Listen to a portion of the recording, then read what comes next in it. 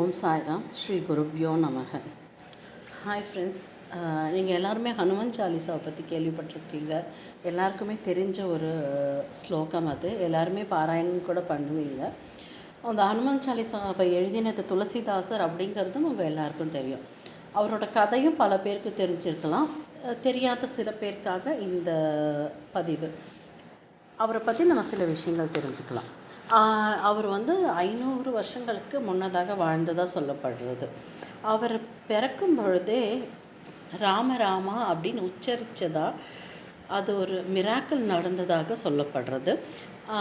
ஆனால் அந்த குழந்தை பிறக்கும் பொழுதே அவங்க அம்மா அப்பாவுக்கு யாரோ சொல்லியிருக்காங்க, இந்த குழந்தை ஒரு மிஸ்ஃபார்ச்சூனை கொண்டு வரப்போகுது ஃபேமிலிக்கு, எல்லாமே இனி அசுபமாக தான் நடக்க போகிறது அப்படின்னு சொல்லி பயங்கரமாக பயமுறுத்திருக்காங்க. அந்த காலத்தில் இதெல்லாம் ரொம்ப நம்புகிற அந்த மாதிரி தன்மை இருந்ததுனால அவங்க என்ன பண்ணியிருக்காங்க, தன் குழந்தைன்னு கூட பார்க்காம அது வேண்டாம் அப்படின்னு வைக்கலான்னு முடிவுக்கு வந்துட்டாங்க. அந்த டைமில் அவங்களுக்கு பிரசவம் பார்த்த நர்ஸ் இருப்பாங்க இல்லையா, அந்த நர்ஸ் அந்த குழந்தைய எடுத்துகிட்டு போய் வளர்த்துருக்காங்க. அந்த குழந்தை வளரும் பொழுதே அந்த நர்ஸும் இறந்து போயிட்டாங்க. அப்போ அது மிஸ்ஃபார்ச்சூனான குழந்தை அப்படிங்கிற மாதிரி அதுக்கு முத்திரை குத்தப்பட்டதுனால வேறு யாரும் அதை எடுத்து வளர்க்க ரெடியாக இல்லை. சரி, அந்த குழந்தை திரும்பி அவங்க அம்மா அப்பா கிட்டே போகலான்னு முயற்சி பண்ணுறது. ஆனால் அது போய் பார்க்கும்பொழுது அவங்க அம்மா அப்பாவும் அப்போ உயிரோடு இல்லை, அவங்க இறந்துட்டாங்க.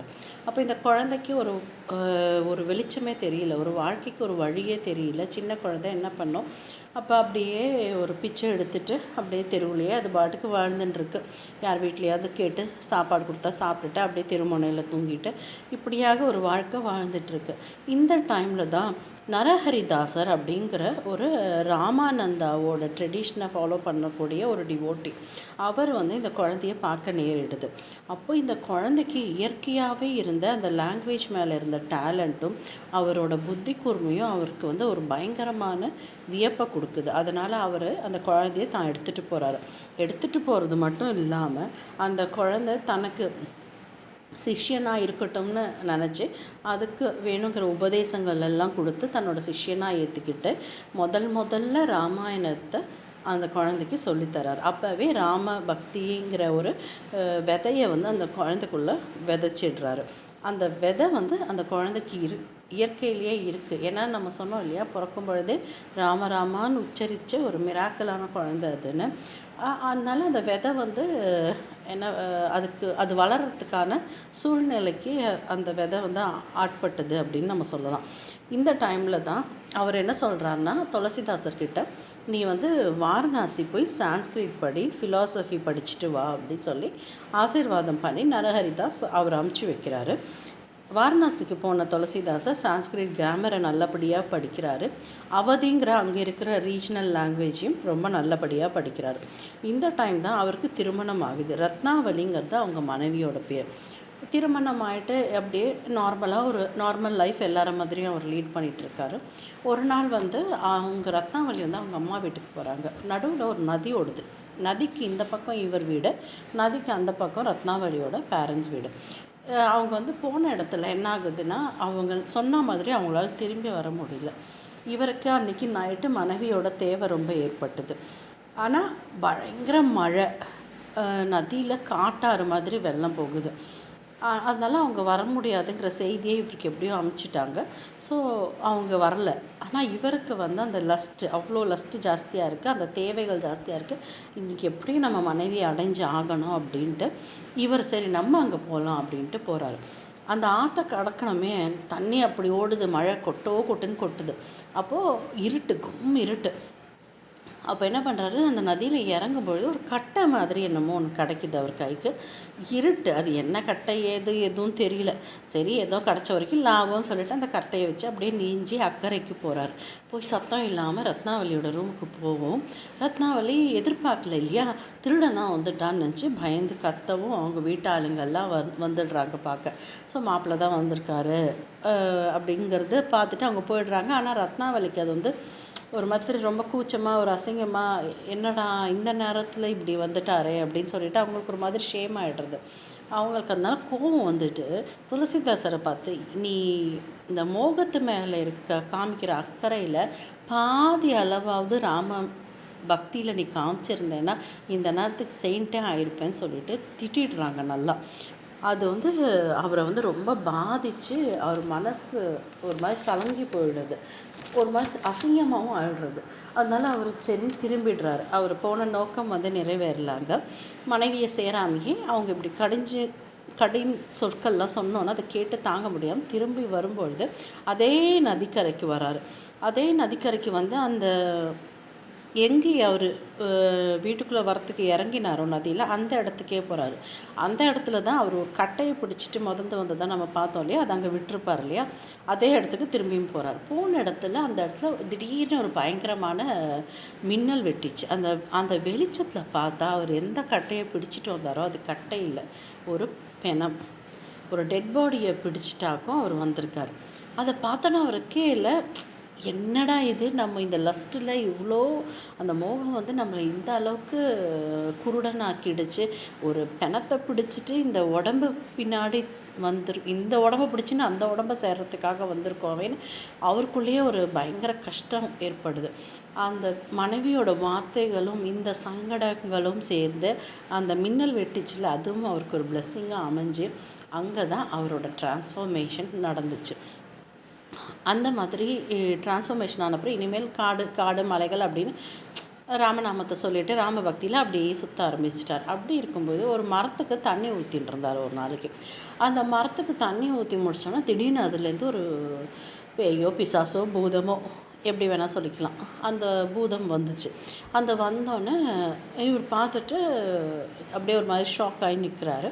அந்த பூதம் சொல்லிட்டு, நான் ரொம்ப நாளாக தண்ணிக்கு கஷ்டப்பட்டுட்டு இருந்தேன், தவிச்சிட்டு இருந்தேன், நீ கொடுத்த தண்ணியை நான் அக்செப்ட் பண்ணிக்கிட்டேன், ஸோ என் தாகம் தீர்ந்துச்சு, அதனால நான் உனக்கு ஒரு வரம் தரலான்னு நினைக்கிறேன், உனக்கு என்ன வரம் வேணும் கேளு அப்படி. நீங்களும் நானும் பூதத்தை பார்த்தா தலை தெறிக்க ஓடுவோம். ஆனால் அவர் என்ன சாமர்த்தியமாக பூதத்தை யூஸ் பண்ணியிருக்கார் பாருங்க. எனக்கு ராமனை பார்க்கணும், அதுக்கு வழிகாட்டுறியா அப்படின்னு பூதத்துக்கிட்ட போய் கேட்டிருக்காரு. ஒரு பேயை பார்த்து சாமியை பார்க்கறதுக்கு வழிகாட்டுன்னு சொல்லி கேட்டிருக்காருன்னா எவ்வளோ பெரிய புத்திசாலி இல்லை அவர்.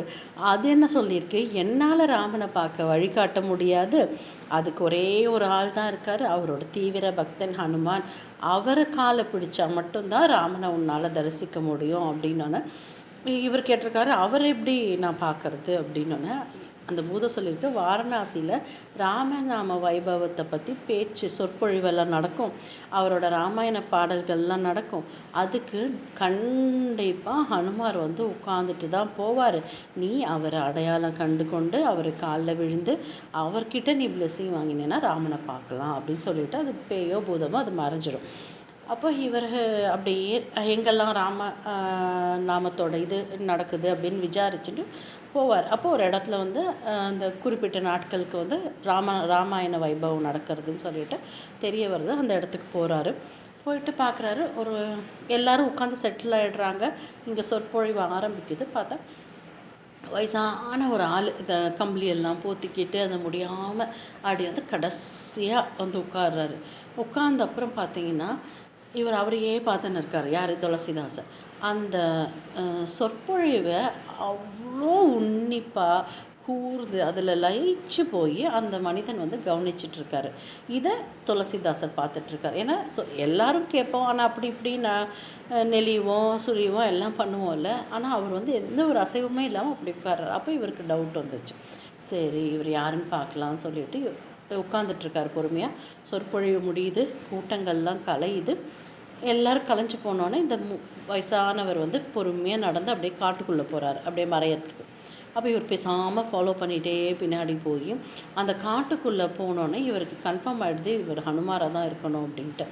அப்போ என்ன பண்ணுறாரு, டபக்கடின்னு காலில் விழுந்து, நீங்கள் ஹனுமான்னு எனக்கு தெரியும், நீங்கள் வந்து எனக்கு ராமனை பார்க்கறதுக்கு வழி சொல்லணும் அப்படின்னு சொல்லி கேட்பார். அவர் இல்லை நான் ஹனுமான்லாம் இல்லை, நான் ஒரு வயசானவன், நான் ஒரு முடியாதவன், எனக்கு போகிற வழிக்கு புண்ணியம் தேடுறதுக்காக நான் கதை கேட்க வந்தேன்னு என்னென்னமோ சால்ஜாப்பெல்லாம் சொல்லி பார்ப்பார்.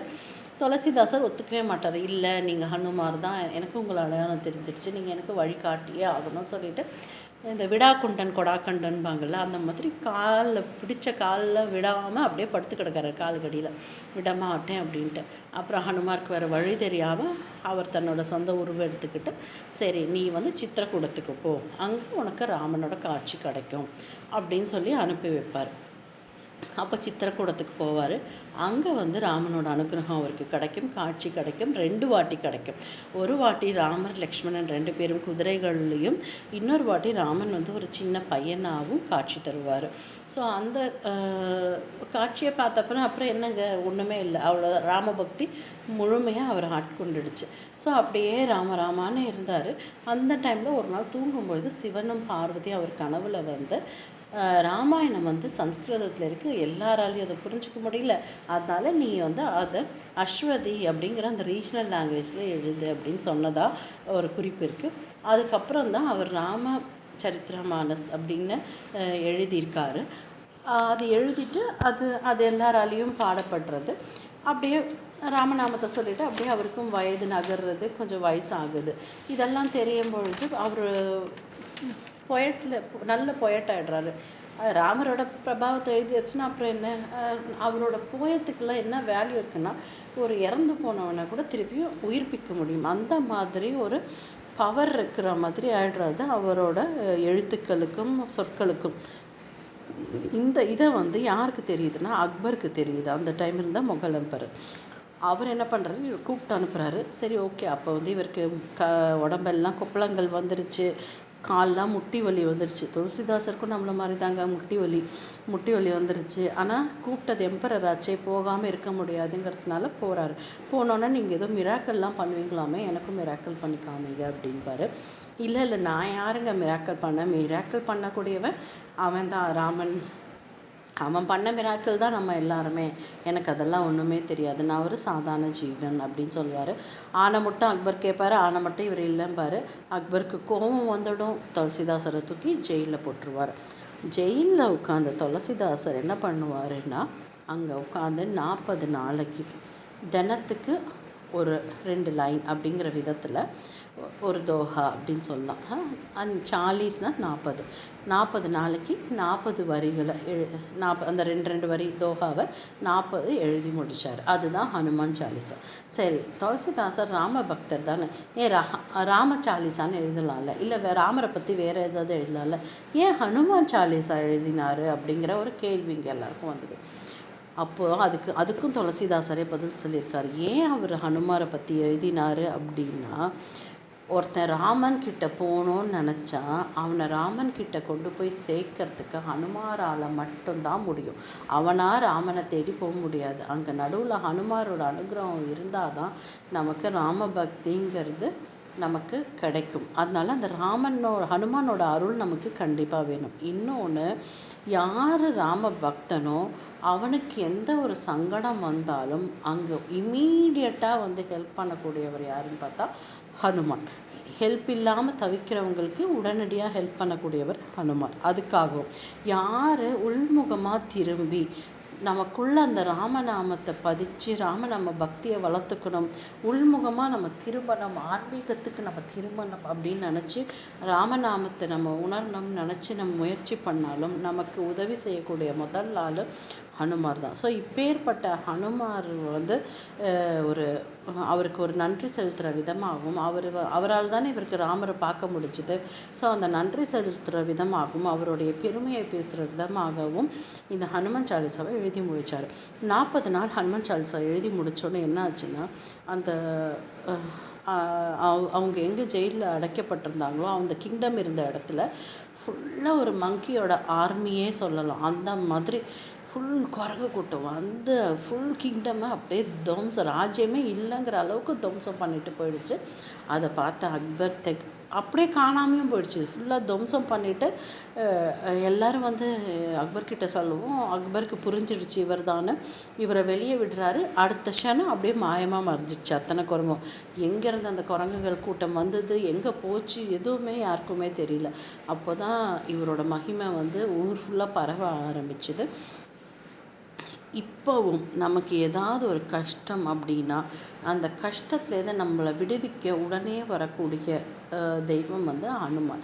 ஏன் அப்படின்னா அவர் சிரஞ்சீவினும் இன்னி அளவுக்கும் பூமியில் வாழ்ந்துட்டுருக்காருன்னும் எங்கெல்லாம் ராமநாமம் உச்சரிக்கப்படுறதோ அங்கெல்லாம் அவர் வந்து தன் கண்ணுக்கு தெரியாத ரூபமாக வந்து நிற்பாரும் அப்படின்னும் ஐதீகம் இருக்குது. அதனால் ராமநாமம் உச்சரிச்சுன்னு இருக்கிற பக்தனுக்கு ஒரு கஷ்டம் அப்படின்னா முதல் ஆளாக அவர் எப்போவுமே வந்து நிற்பார், அவனுக்கு கை கொடுக்க அப்படிங்கிறத இந்த இடத்துல சொல்லி ஆத்தர் வந்து பூர்த்தி பண்ணுறாரு. ஸோ அப்படியாக எப்பெல்லாம் நம்ம ஹனுமான் சாலிசா படிக்கிறோமோ அப்போல்லாம் துளசிதாசருக்கு ஒரு நன்றி சொல்லிட்டு அவர் எழுதினதுனால தான் இன்றைக்கி நமக்கு அது கிடச்சிது. ஸோ அந்த ஒரு நிகழ்ச்சியை நினச்சிட்டு அந்த ஒரு பக்தியோடு நம்மளும் படித்தோம் அப்படின்னா நமக்கும் ஒரு ஆன்மீக முன்னேற்றத்துக்கு வழி கிடைக்கும். நமக்கும் ராமன் கிட்ட போகிறதுக்கு ஒரு வழியை அவர் ஏற்படுத்தி கொடுப்பார் அப்படிங்கிற நம்பிக்கையோடு படித்தோன்னா அதுவும் நமக்கு நடக்கும். ஸோ இதை வந்து வெறும் மெட்டீரியலிஸ்டிக்காக நம்ம எடுக்காமல், மெட்டீரியலிஸ்டிக்கல் தாராளமாக கேட்கலாம், தப்பே இல்லை. ஆனால் அதை வெறும் மெட்டீரியலுக்காக, ஏன்னா அது அவ்வளோ ஒசந்த ஒரு பொருள், ராமன் கிட்ட நம்மளை கொண்டு போய் சேர்க்கக்கூடிய ஒரு விஷயம் இந்த சாலிசா. அதை வந்து நம்ம வெறும் ஸ்கூல் அட்மிஷனுக்கும் ஒரு சின்ன சின்ன விஷயத்துக்கும் அதோட வேல்யூவை குறைக்காமல் கேளுங்க, தப்பில்லை. ஆனால் முடிஞ்ச வரைக்கும் அதில் ஆன்மீக நம்மளுக்கு உள்முக நோக்கம் என்னவோ அதை நம்ம உள்முகமாக திரும்பணும், ஆன்மீகமாக போகணும் அப்படிங்கிற அந்த ஆன்ம முன்னேற்றத்துக்கு அதை பயன்படுத்தி நம்மளும் வாழ்க்கையில் முன்னேறணும்.